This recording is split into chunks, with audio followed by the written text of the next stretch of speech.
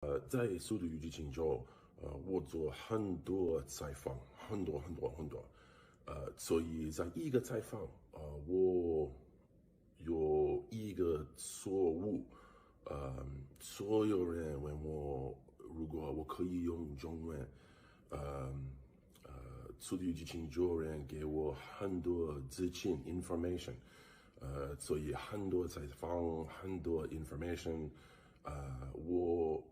我有一个错误，我必须说现在就是很重要，我爱更尊重中国跟中国人，我很抱歉对我的错误，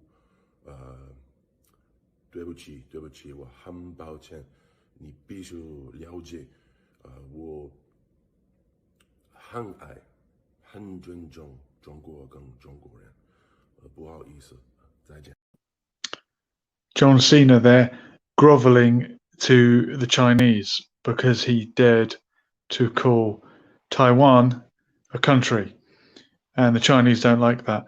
And because his new film is being filmed in China, as a lot of films are now, he can't say anything that would be out of line according to the Chinese script. And if you're old enough to remember the Beijing Olympics, as I am, it's been a long time since we've had any kind of Olympics, but I remember during the Beijing Olympics, you would never see the word Taiwan even on the screen. It was always Chinese Taipei. And because China have a claim to that land, they won't have it any other way. So that's John Cena there, groveling on hands and knees to the Chinese. And I just thought it's a good talking point. I want to ask you if you've ever changed your mind about something, if you've ever gone back on something that you've said, maybe you had a particular opinion, and because new information came to you, or maybe someone threatened you, you've changed your opinion on that. So we will talk about John Cena, and I was very impressed with his fluent Chinese. I wonder, was that Google Translate, or has he actually been studying Mandarin? That's the main dialect, isn't it? And here's someone else who's pretty good in Chinese. 大家对你能说中文非常吃惊。你是为什么要学习中文？很有意思有三个原因。第一，我太太是中国人。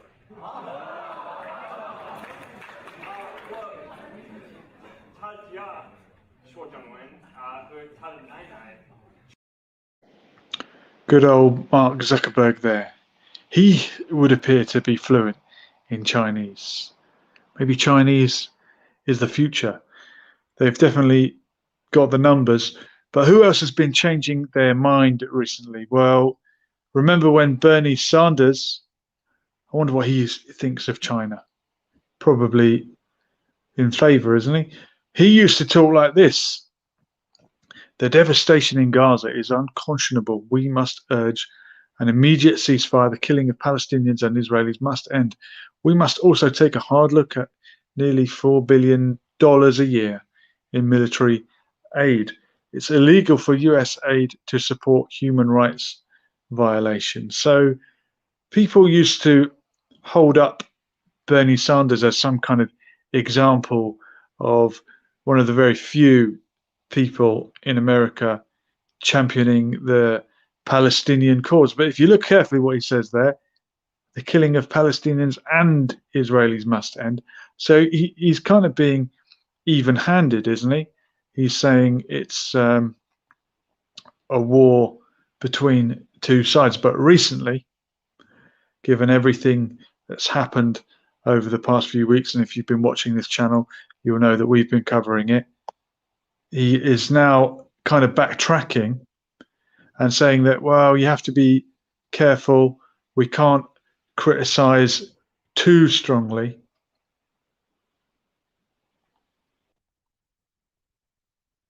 He's saying progressive Democrats should tone down criticism of Israel. Now, how can we tone it down when Human Rights Watch has recently declared that what is going on over there is apartheid? I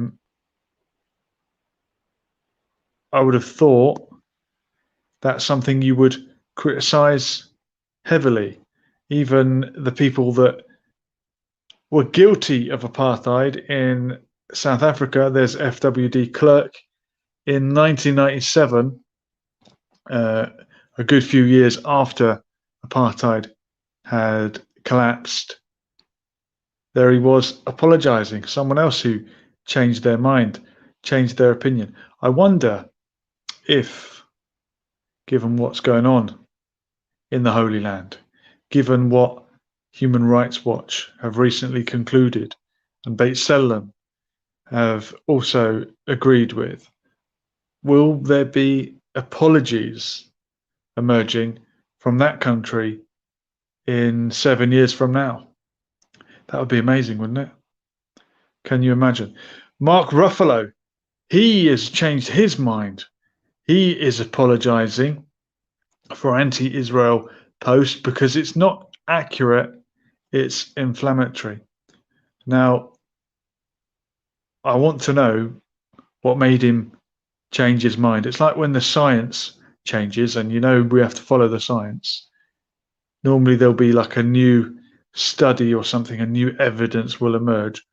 What evidence is he basing that on?